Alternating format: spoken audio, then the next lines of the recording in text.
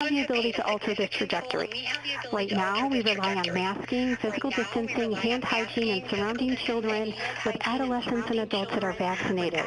Without other options, these strategies were acceptable, but are not a solution and leave a tremendous gap in protection for our children. Slide 3. NAPNAP urges the FDA to authorize the Pfizer-BioNTech COVID-19 vaccine for children 5 to 11 years and supports widespread, equitable rollout to every eligible child in the U.S. using all possible vaccination sites, including primary care offices, schools, health centers, pharmacies, pop-up sites, and mobile units. COVID-19 vaccination is safe and effective, and with the adjusted dosing for children 5 to 11, we can protect our school-age children immediately and further shield them from short and long-term physical and mental health consequences. Let's use the newly provided data on the Pfizer vaccine and to deliver comprehensive, equitable immunization to all children 5 to 11 years of age. Thank you for this time to share the views of the National Association of Pediatric Nurse Practitioners and my own views as a mother of 2 children under 12 years of age.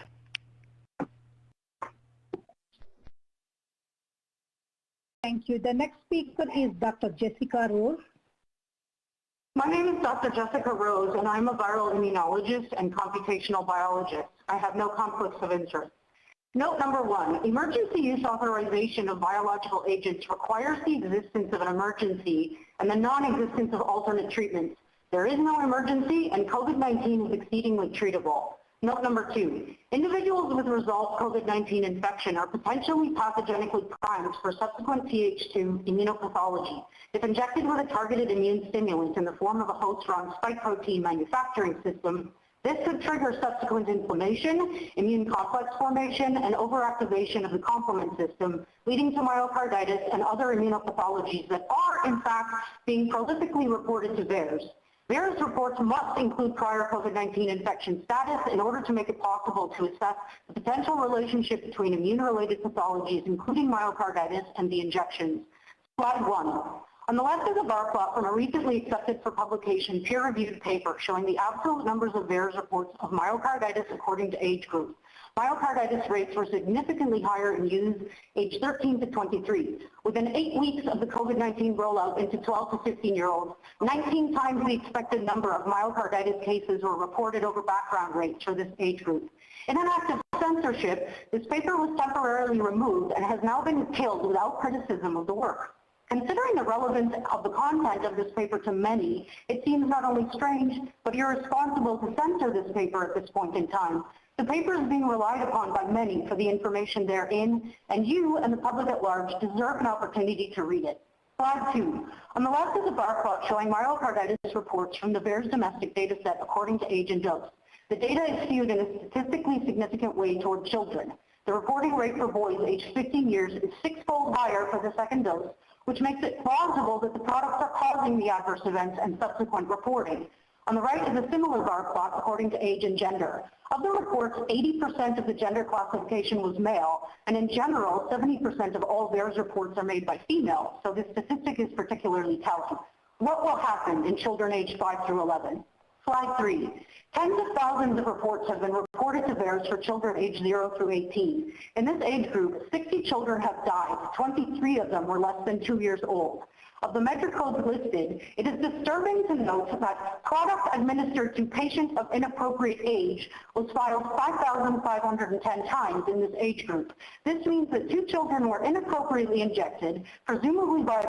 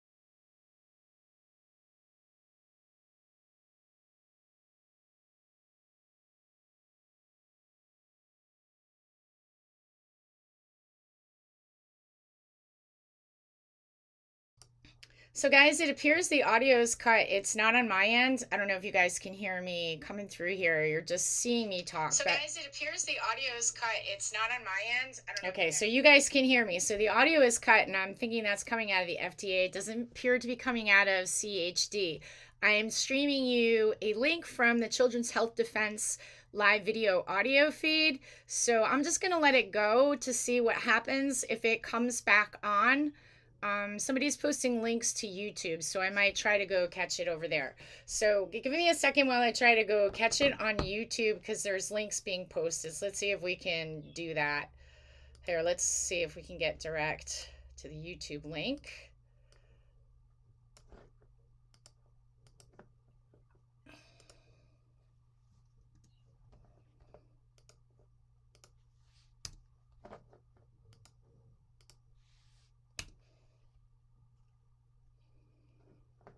What are we doing to their reproductive organs?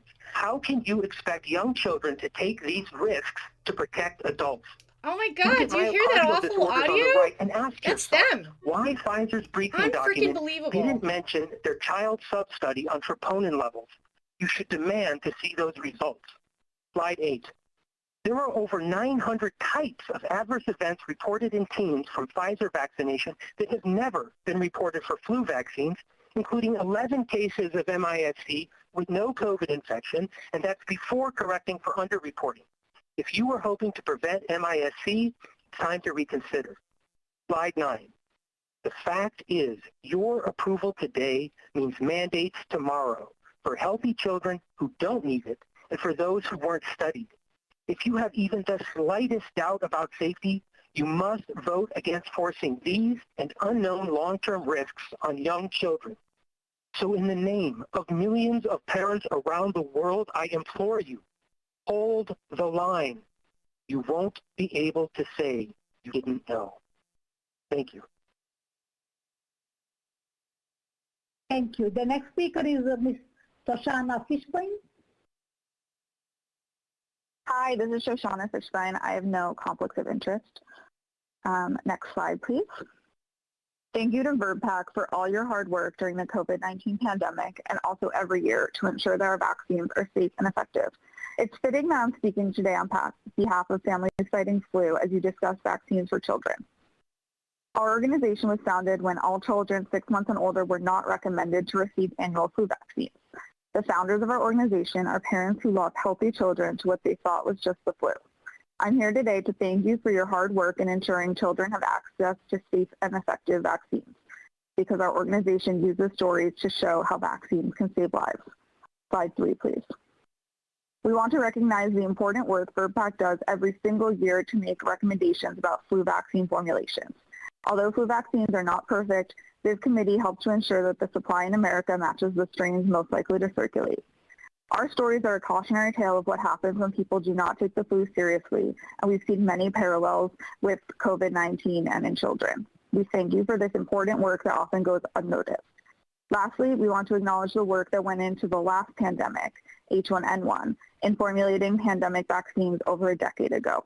Many of our stories are people who were hospitalized, on life support, or died from H1N1 flu, many of whom were children. And we know it's important that COVID-19 vaccines are safe and effective for children 5 to 11 years old because children can and do spread COVID-19 and flu. The work that VRBPAC does is meaningful and necessary. Families fighting flu is just one of many examples of why prioritizing science and evidence-based practices is literally life-saving. Thank you for your time and commitment to science.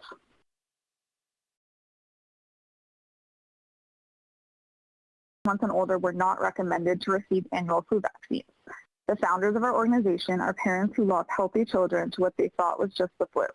I'm here today to thank you for your hard work in ensuring children have access to safe and effective vaccines, because our organization uses stories to show how vaccines can save lives. Slide 3, please. We want to recognize the important work VRBPAC does every single year to make recommendations about flu vaccine formulations.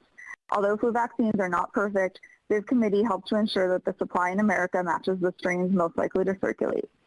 Our stories are a cautionary tale of what happens when people do not take the flu seriously, and we've seen many parallels with COVID-19 and in children. We thank you for this important work that often goes unnoticed. Lastly, we want to acknowledge the work that went into the last pandemic, H1N1, in formulating pandemic vaccines over a decade ago. Many of our stories are people who were hospitalized, on life support, or died from H1N1 flu, many of whom were children. And we know it's important that COVID-19 vaccines are safe and effective for children 5 to 11 years old because children can and do spread COVID-19 and flu. The work that VRBPAC does is meaningful and necessary.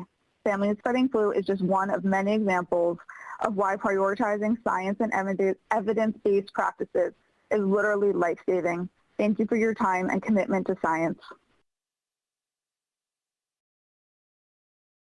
Thank you. The next speaker is Dr. Robert N. Edmonds. Dear Committee, I have no financial conflicts of interest to disclose. Previously, I have reviewed the latest statistics of tinnitus with the Johnson & Johnson trial data as seen on the slide. While my main goal is simply to encourage early and appropriate treatment for this rare event and support continued COVID vaccination, I have also encouraged investigations into this matter because I have hoped that there would eventually be study into the process that results in this condition. Why? Because in early January, I got my first shot from a different vaccine, batting at tinnitus for 7 months after COVID vaccination. 2 weeks later, I developed tinnitus on the right to mention his struggle here today. As I have mentioned in other comments, severity needs to be considered when determining a background rate of tinnitus to compare against.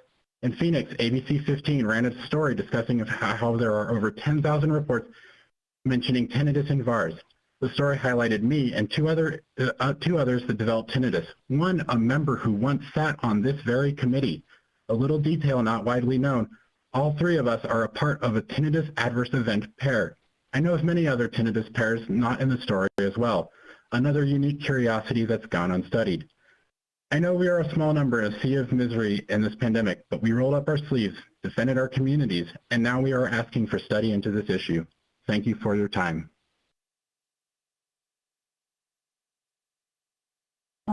Thank you, Dr. Edmonds. The next speaker is Dr. Beatrice Setnick.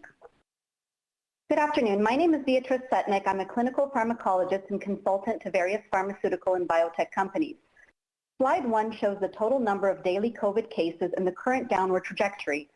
Pfizer stated that most of the COVID cases observed in their study were during the July to August period, a time when the Delta variant was predominant and now makes up more than 99% of the tested strains. Despite this, the immunogenicity of the vaccine against the Delta strain was only tested in 38 children using a non-validated assay as an exploratory measure. To date, Pfizer has not disclosed any biodistribution data for this vaccine. There is evidence that biodistribution and mRNA expression in these vaccine technologies are not limited to localization at the site of injection and may potentially cause safety implication for other organs and tissues. On slide 2, the figure shows the number of COVID cases stratified by age group. COVID cases among 5 to 11-year-olds represent 5.3% of all COVID cases. 5 to 11-year-olds have one of the lowest COVID case percentages in relation to their percentage in the U.S. population, despite not having current EUA access to the vaccine. Furthermore, the 0 to 11-year-olds consistently had the lowest percent emergency department visits with diagnosed COVID. On the next slide, slide 3, COVID-19 deaths are reported by age group. Fortunately, there were few deaths reported for 0 to 17-year-olds. When we examined the age groups 5 to 11 years, 156 deaths occurred, which represent 0.03% of the total COVID deaths. The majority of COVID deaths were attributed to other comorbidities in the presence of COVID. COVID deaths in 5 to 11-year-olds were 0.008% by total numbers of COVID cases. When deaths were examined on the whole population of 0 to 17-year-olds, these comprised, and please note the correction on the slide, the correct number is 0.014% deaths relative to the total COVID-19 cases reported in this age group. The overwhelmingly high likelihood of survival rate of 99.99% in children is not a justification for emergency use. We can skip to slide 5, which shows the adverse events reported to the VAERS database following exposure to the Pfizer vaccine, with 25 deaths reported for the 6 to 17-year-old age group and 245 life-threatening events. VAERS is notoriously underreported. In Canada, 206 reports of Bell's palsy recently warranted an update to the Comirnaty product monograph. Canada has 1/10 of the U.S. population. In addition, there have been increasing reports of menstrual irregularities following COVID vaccination, to the point that the NICHD recently awarded $1.67 million in research funds to further explore this. Yet this does not even appear as an adverse event of special interest in this study. What impact does this vaccine have on our vulnerable prepubescent and developing girls? What increased risks will occur in children with the clearly short-lived and waning effects of the vaccine that will require an unknown number of booster shots in the future? The risk-benefit analysis presented today does not account for any of this. We know the risks of myocarditis and pericarditis are a real risk, particularly for young boys. Slide 6 shows these post-approval requirements that the FDA mandated to Pfizer on August 23rd. This demonstrates that many years of additional studies are required to establish the safety and efficacy of Comirnaty in both children and adults. Long-term complications of myocarditis after vaccination will not have final reports until May of 2027. On the next slide, slide 7, the guidelines for emergency use authorization clearly state that the known and potential benefits must outweigh the known and potential risks of the vaccine. Pfizer makes assumptions that vaccinations may cause substantial reductions in virus transmission. However, the CDC citation Pfizer provided clearly states that more studies are needed and that transmission does in fact occur with the vaccinated. Finally, on slide 8, Health Canada is recording a high number of reported rates of serious adverse events following the administration of the Pfizer Comirnaty vaccine, with the majority appearing after the first dose.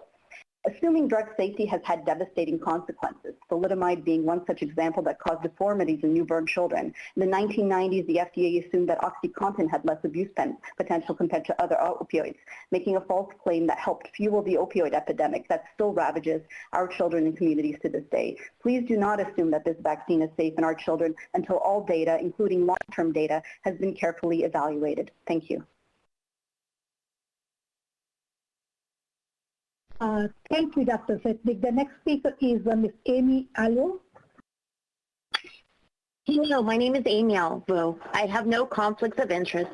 I'm here on behalf of my daughter, Abigail Alvo. At age 17, she was a perfectly healthy teenager, played softball since she was 5 years old, and was cheer captain of her high school cheer team. Thinking I was protecting my daughter as she would be traveling for summer vacation, I allowed her to receive the vaccine. I couldn't be more wrong. On March 31st, 2021, Abby was given the first dose of the Pfizer vaccine. This was the only vaccine approved for her age group. After the vaccine was administered, Abby felt faint. She slept the rest of the day. The following morning, April 1st, Abby woke up not feeling well, but she insisted on going to work. A few hours into her shift, we received a phone call from HR that Abby had fainted and was shaking uncontrollably, to the point she couldn't walk. Abby was taken to the ER and rushed in. They immediately started running tests.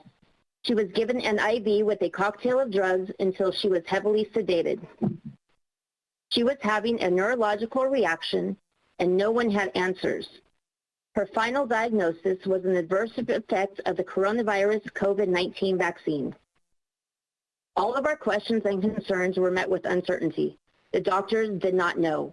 They couldn't answer any of our questions. Could Abby's injuries get better? Could they get worse as she ages? Is this the early stages of Parkinson's? No one knows. There are no long-term studies available. Abby is the study and collateral damage. All of our children will be the study. Within a few weeks of Abby's hospital discharge, we received a check from the hospital paying us back for our copay from our ER visit. Never have I received money back from a hospital. It has almost been 7 months since Abby received the vaccine. Her right arm continues to shake uncontrollably. California is now mandating the vaccine, and Abby's school is requiring her to be fully vaccinated by November. We thought we would easily get a medical exemption due to having a documented adverse reaction to the Pfizer vaccine. We requested the medical exemption. It was denied, not once, but twice. We were told there are 2 other vaccines that Abby could try. I am asking all of you today, do not allow our children to be experiments. Children are at an extremely low risk of having severe reactions from COVID. The Pfizer vaccine has no health benefit to this age group. In fact, the vaccine causes catastrophic side effects. particularly heart inflammation and neurological damage. The long-term studies are not there. It is too soon. We are causing more harm to our children. As parents and lawmakers, it is our job and duty to protect our children. I failed my daughter in allowing her to get this vaccine. Now she has neurological damage. Don't allow the same thing to happen to our other children. Please do not pass the emergency use authorization of Pfizer's vaccines for kids 5 to 11. Thank you. Thank you, Ms. Alvo. The next speaker is Ms. Belinda McCauley. Good morning from Thousand Oaks, California. My name is Belinda McCauley. I'm an attorney and a nonprofit executive, but for today's purposes, a parent. I have no conflicts of interest. I'm here to speak in strong support of approval of the COVID vaccine for ages 5 to 11. As a family who has taken COVID seriously and tried to sensibly manage risk, the expansion of the vaccine to younger kids represents a welcome and critical next step in keeping ourselves and our community safer. My husband and I have an 8-year-old daughter. We were fortunate to have the resources to keep her remote for last school year as cases surged in our region. We sent her back in person this year for 3rd grade, and she had a COVID positive classmate on the 1st and 2nd days of school. Fortunately, no other kids in her small classroom became ill, thanks in part, I'm sure, to masks. But the risk of exposure remains, including from unvaccinated volunteers that our state and school board allow in classrooms. In fact, I received a notice of another case on campus last night as I was finalizing these remarks. I'm aware that my healthy daughter's odds of becoming very ill with COVID-19 are quite low. Our concerns are primarily broader. What if she inadvertently gets someone more vulnerable sick? We have friends and family members who are high risk. My mother is in hospice nearby, so staying COVID negative so that we can visit her in the care facility is extremely important to us. And if COVID continues to widely circulate, all of us are impacted. We haven't taken our daughter to eat inside at a restaurant, to the movies, or on a plane since COVID began. She wears KN95 masks anytime she's indoors in public. I share this not to complain, but to say that we are doing what we can. But we welcome the additional protection of vaccines to help her and other kids return to more of a normal life. If the data show the vaccine is safe and helps prevent transmission and severe disease, my family is enthusiastically in favor of its prompt approval, and our daughter will get it the first day it's authorized. My friends with young kids look forward to your approval of this vaccine, and tellingly, those who have experienced COVID-19 and its effects on a daily basis are the most supportive. One friend said, quote, "My husband is an ER physician and I'm immune compromised. Needless to say, we are eagerly awaiting the vaccine approval for our 5-year-old daughter and will be first in line once it is approved," close quote. A friend who teaches elementary school shared, quote, "Teachers are on the front line of keeping our children and their families safe in their school environment. The emotional stress of thinking that you are the one responsible for the health and safety of families is overwhelming. Knowing that these children could have protections outside teach parents and students," close quote. When I was growing up, my mom had a framed newspaper clipping of my grandfather from the 1950s. He was a doctor and administering polio vaccines. There was a line extending beyond the picture of kids waiting to be vaccinated. I regret that the understanding of vaccine necessity is not as broad as it was then. Those who believe in science and public health should have the opportunity to give our kids a safe and effective vaccine that helps protect them, their schools, and our larger communities. I hope this committee will provide that chance soon.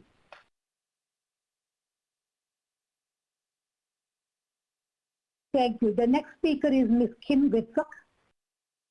Good afternoon. My name is Kim Witzak, and I'm speaking on behalf of Woody Matters, a drug safety organization started after the death of my husband due to an undisclosed side effect of antidepressants.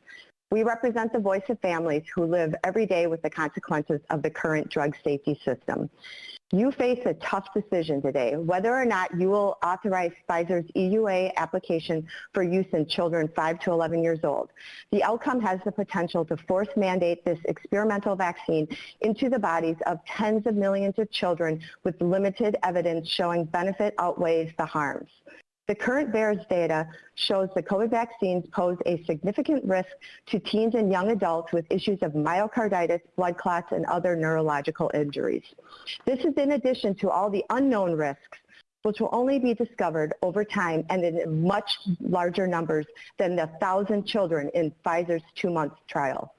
Is there really an emergency with this age group, or is it being driven by a larger political agenda? The Biden administration has already secured millions of doses and has a distribution strategy ready to roll. California Governor Newsom and other governors have already indicated the intention to mandate all school children K through 12 following FDA approval. It must be exceedingly difficult to vote your conscience when it seems that all the decisions have already been made for you. Are you aware that there are almost 140,000 comments from people across the country in the Federal Register for today's meeting?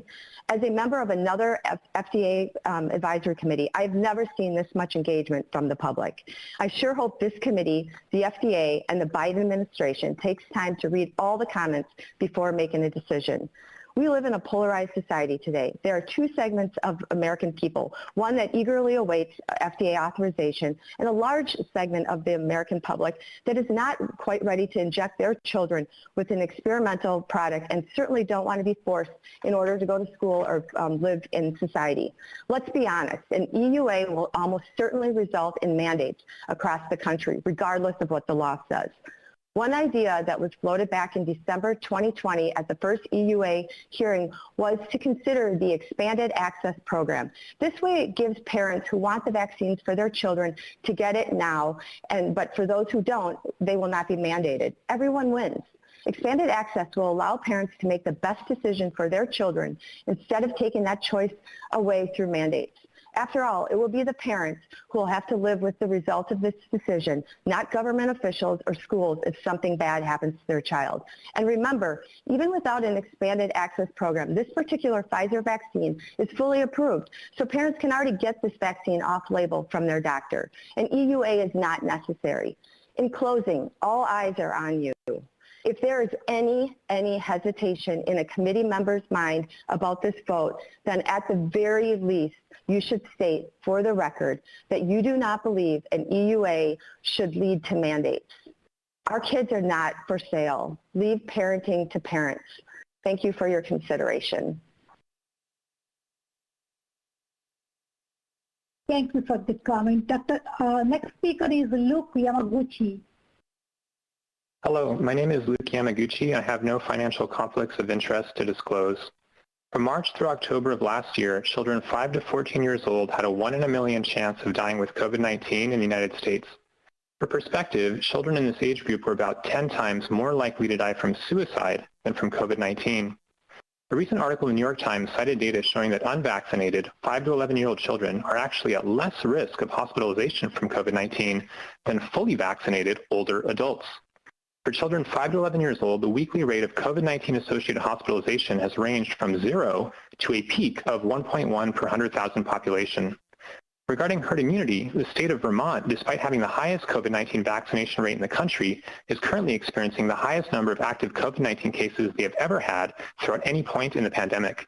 Similarly, the country of Singapore, with 84% of their population fully vaccinated, is now experiencing their largest wave of COVID-19 cases and deaths since the beginning of the pandemic. With this in mind, I want to mention 3 factors that must be taken into account when making a risk-benefit analysis for COVID-19 vaccines in low-risk pediatric populations. The first point I want to make is that pediatric hospitalization rates are inflated by the detection of mild or asymptomatic infection due to universal COVID-19 testing procedures in hospitals. One study out of Stanford found that 45% of pediatric COVID-19 hospital admissions were not caused by SARS-CoV-2 infection, and so this must be accounted for in your risk-benefit analysis. Additionally, the risks of recommending COVID-19 vaccines to children who already have natural immunity against COVID must be taken into account. Current estimates would suggest that almost 50% of children have now recovered from COVID-19 and acquired natural immunity. The research is abundantly clear now that natural immunity to COVID-19 is vastly superior to vaccine-induced immunity because COVID-19 vaccine-induced immunity rapidly wanes over time and requires future booster doses, each of which carry their own risk. Furthermore, there's an additional risk with vaccinating people who have previously had COVID-19. Data out of the UK shows that prior COVID-19 infection is associated with increased risk of adverse events from Pfizer's COVID-19 vaccine, with young individuals more likely to report adverse events. So for about half the children in the United States who have likely already acquired natural immunity, the risks of COVID-19 vaccination almost certainly outweigh any possible benefit. and this needs to be accounted for in your risk-benefit analysis. The last thing I'll say is that it's possible that people who get a COVID-19 vaccine will need to get another booster dose every 6 months, potentially for the rest of their life. And with every additional booster dose, there will be the risk of myocarditis, along with the risk of other adverse events. You can't just look at a 6-month risk-benefit analysis and say that it's all good. You have to look at the long-term risks versus benefits, taking into consideration that natural immunity is broad, robust, and long-lasting, and vaccine-induced immunity is not. And so I urge the committee to exercise the precautionary principle and withhold the EUA of Pfizer's COVID-19 vaccine for children 5 to 11 years of age. Thank you very much for your time and consideration. Thank you. The next speaker is Dr. Brian Dressen. My name is Dr. Brian Dressen, a chemist who specializes in developing protections for the warfighter and first responder. I have an extensive career background in thoroughly researching and assessing the degree of safety and efficacy of new technologies. My work saves lives. I have no conflicts of interest. I agree with Drs. Rose, Gutsko, and Setnick in their assessment of the data from the clinical trials. The Pfizer vaccine fails any reasonable risk-benefit calculus in connection with children. Your decision is being rushed based on incomplete data from underpowered trials, insufficient to predict rates of severe and long-lasting adverse reactions. I urge the committee to reject the EUA modification and direct Pfizer to perform trials that will decisively demonstrate that the benefits outweigh the risks for children. I understand firsthand the impact that you will or will not have with the decision you are going to make today. My wife was severely injured by a single dose of COVID vaccine in a clinical trial here in the United States last November. Because study protocol requires 2 doses, she was dropped from the trial and her access to the study app deleted. Her reaction is not described in the recently released clinical trials report. 266 participants in that trial are described as having an adverse event leading to discontinuation, with 56 neurological reactions being tallied. Since then, we have met trial participants from the other vaccination trials, including the Pfizer 12 to 15 age group trial, whom have suffered similar reactions and fate. Injured support groups are growing, memberships numbering into at least the tens of thousands. We must do better. Those injured in a trial are a critical piece of vaccine safety data. They are being tossed aside and forgotten. The FDA has known firsthand about her case and thousands of others. The FDA has also stated that their own systems are not identifying this issue and that theirs is not designed to identify any multi-symptom signals. The system is broken. My family's life has changed forever. The clinical trials are not appropriately evaluating the data. The FDA, CDC, and the drug companies continue to deflect the persistent and repeated cries for help and acknowledgement, leaving the injured as collateral damage. Until we appropriately care for those already injured, acknowledge the full scope of injuries that are happening to adults, please do not give this to kids. You have a very clear responsibility to appropriately assess the risks and benefits to these vaccines. It is obvious that isn't happening. I do not wish this nightmare on my worst enemy, let alone a child. The suffering of thousands continues to repeatedly fall on deaf ears at the FDA. Each of you hold a significant responsibility today, and know that without a doubt, when you approve this for 5 to 11-year-olds, you are signing innocent kids and uninformed parents to a fate that will undoubtedly rob some of them of their life. With COVID, you get recognition and help. With a vaccine injury, you are completely on your own. Thank you for your time. The next speaker is Ms. Linda Mendonca. Thank you. I'm Linda Mendonca, President of the National Association of School Nurses, and I have no financial interests or conflicts. NASN is a nonprofit nursing organization with a mission to optimize student health and learning by advancing the practice of school nursing. In this 3rd school year affected by COVID-19 and following the FDA's full approval of one COVID-19 vaccine, NASN strongly urges all educators, school staff, and eligible students to be fully vaccinated. Vaccination is the leading public health strategy to end the COVID-19 pandemic. Today, this committee considers extending emergency use authorization of a vaccine for the prevention of COVID-19 in children 5 to 11 years old. NASN supports vaccination that provides an opportunity to put an end to this pandemic that has resulted in death, long-term ill health, economic hardship, loss of educational progress, mental health challenges, and more. A recent survey revealed that parents have a strong desire to protect their school-age children from COVID-19 and the need for increased efforts for continued education about the benefits of vaccination. As trusted health providers working directly in communities where families live, learn, play, work, and worship, school nurses provide culturally relevant, factual education about the importance of vaccine uptake. It is the position of the National Association of School Nurses that immunizations inclusive of COVID-19 vaccination are essential to primary prevention of disease from infancy through adulthood. Thank you. Thank you. The next speaker is Kerbit Kubitz.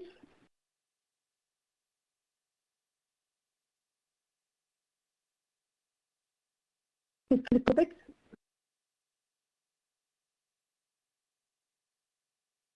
Mr. Kubitz, you're on. Go ahead. Make sure your phone's unmuted. I'm unmuted just now. Okay. There you go, sir. Can you hear me? Yes, we can. Take it away. I am Kermit Kubitz. I have reviewed the FDA analysis of the Pfizer vaccine for persons 5 to 11. I was a polio pioneer in 1955 and am making these comments in memory of my friend Tom Schiefelbein, who had polio before that vaccine and later died much too young as a result of the after effects of that disease. The FDA analysis presents an adequate analysis of the benefits and risks of lower dose 10 microgram vaccination of young children with 90.7 efficacy. As the FDA presentation notes, there have been more than 44 million COVID-19 cases, with 8.7 occurring among 5 to 11-year-olds, with 146 deaths. Hospitalized children with chronic lung disease, obesity, and neurologic disorders were at higher risk.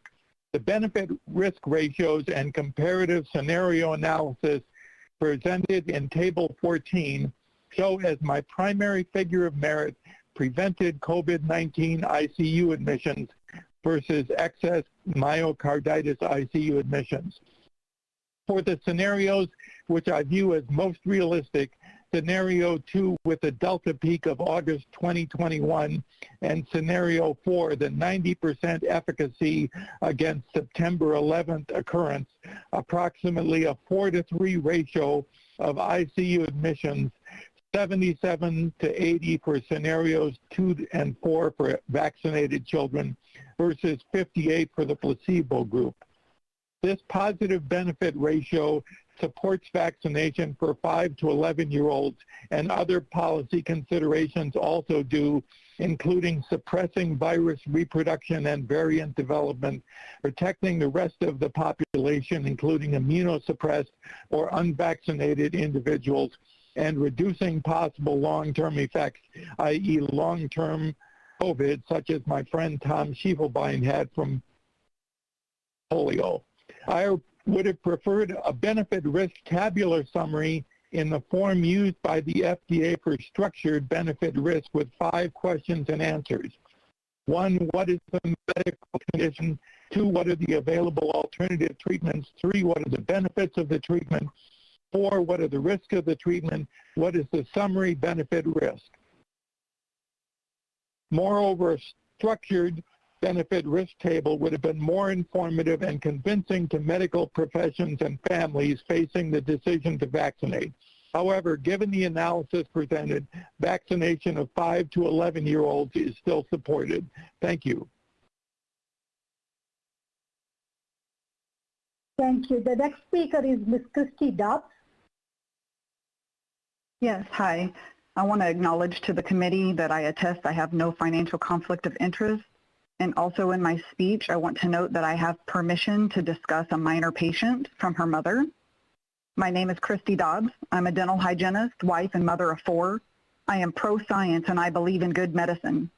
I received my first and only dose of the Pfizer COVID-19 vaccine on January 18, 2021. I had an immediate reaction at the hospital clinic where I was appointed. My initial reaction was a tingling sensation in my left arm where I had just received the shot. I felt as though water was dripping inside my arm. I had barely sat down in the monitoring station when I suddenly had a pre-syncopal episode. I couldn't breathe, felt hot, I had increased pulse, respirations, and heart rate, as well as a blood pressure reading that was so high it was stroke-worthy. The next 2 days following my Pfizer vaccine, my symptoms included sore arm, fatigue, swollen lymph nodes, and a headache. These are all the normal side effects I anticipated and was given as informed consent. However, on day 3 after the inoculation, the effects of the vaccine started to ravage my body. I had sharp stabbing pain in my left scapular region, as well as paresthesias and tremors in my left arm and hand. By day 4, I was having full body tremors and paresthesias, as well as an internal electrical vibration feeling, tinnitus, extreme fatigue, brain fog, muscle pain and weakness, inability to sleep, and multiple autonomic dysfunctions. I have had over 22 different symptoms that have plagued me over the last 9 months. To date, I have seen over 15 different medical providers and specialists. Back in March, I even had a telehealth visit with one of Dr. Knapp's colleagues, Dr. Safavi at the NIH, and I have been specifically told not to vaccinate my children. I have sent my blood to the NIH as well as prestigious universities and private researchers looking for answers. My vaccine injury has been reported to Pfizer, VAERS, CDC, FDA, NIH, and other prominent research facilities. Messages and meetings have transpired between the vaccine injured and top officials at the CDC and FDA, including Rochelle Walensky, Peter Marks, Janet Woodcock, and Paul Richards. They have all known about these COVID-19 vaccine injuries since at least early this year. I have met countless others that have been injured by the COVID-19 vaccines, and because of the intentional suppression of these reactions, the injured have been unable to get essential medical care, research for treatment, and there is clearly no recovery plan or financial support. We are being silenced, abandoned, and cast aside as collateral damage. I have met 13-year-old Maddie DeGarry, who was severely injured and is now confined to a wheelchair with a feeding tube after receiving her Pfizer COVID-19 vaccine under clinical trial. She's been given no real medical help, abandoned by Pfizer, the test clinic, and the FDA. Her adverse event was coded as nothing more than a stomachache, and her mother fights every day for answers and help while watching her child endure this painful journey. I accepted my vaccine as a personal responsibility to my family, community, and country. He chose to participate in the vaccine trial as a brave 12-year-old child wanting to beat COVID and get back to normal. We were wrongfully coerced into taking this vaccine by prominent politicians, world health leaders, and renowned medical directors of this country. We were told that these vaccines are safe and effective, but Maddie and I are living proof that these vaccines are not safe nor effective. If we impose these vaccines on our most vulnerable, our children, it will be an absolute crime against humanity. If this happened to us, it will happen to more. We have got to protect our children. They are our future. We are real, not rare.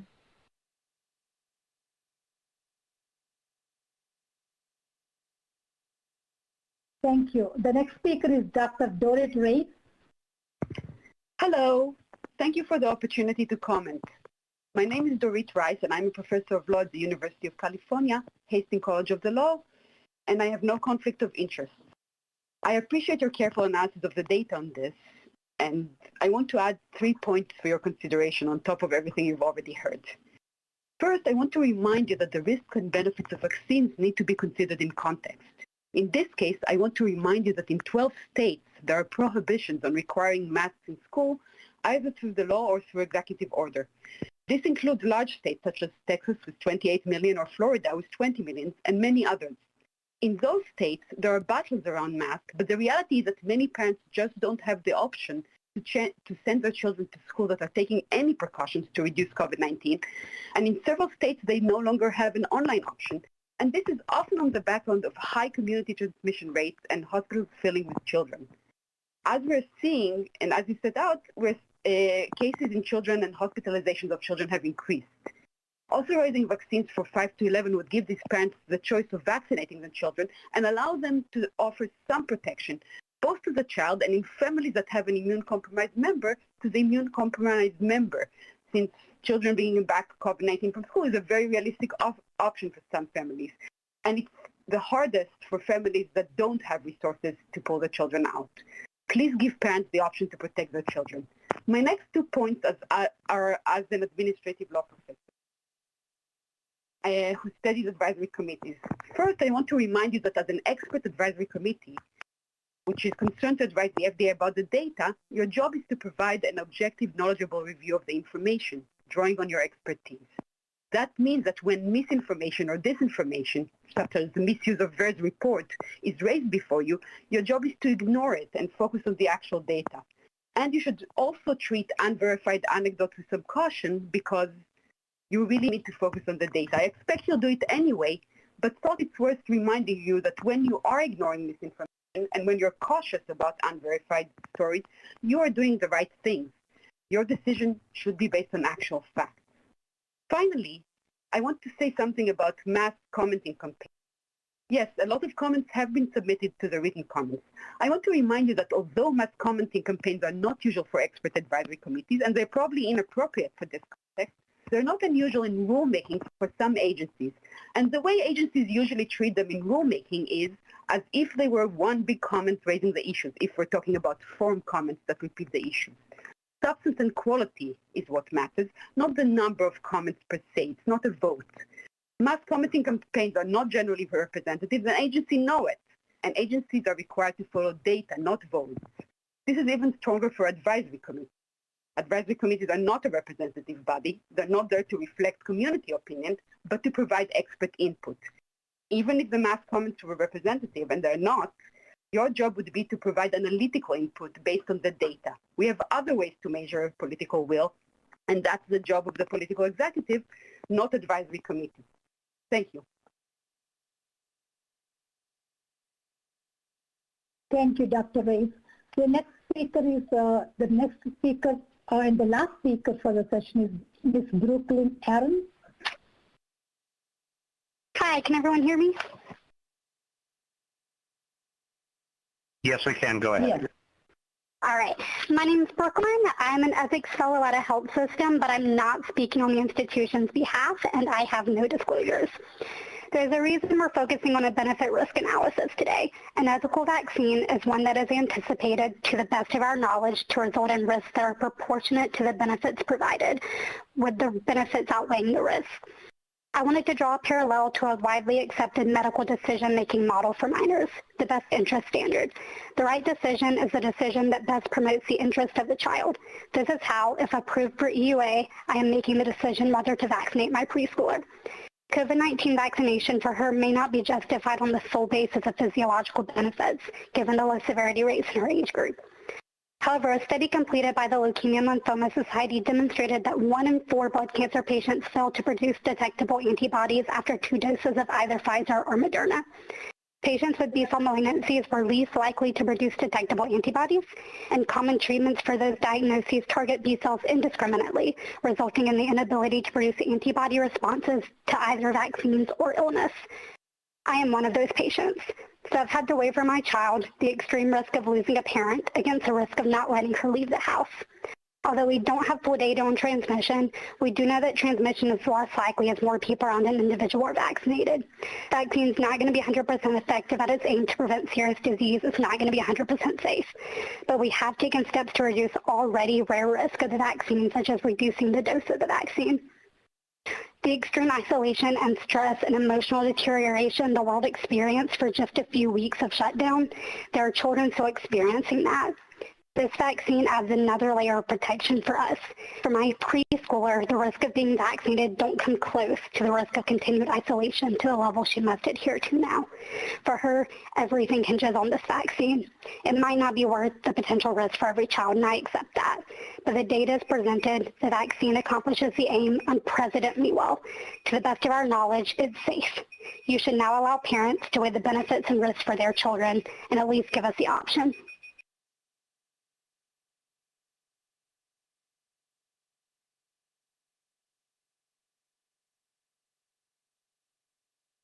All right. Thank you. Prabha? Thank you. We thank all the OPH speakers who expressed their viewpoints today. This concludes the open public hearing session, and I will turn the meeting over to Dr. Monto, our chair today. Thank you.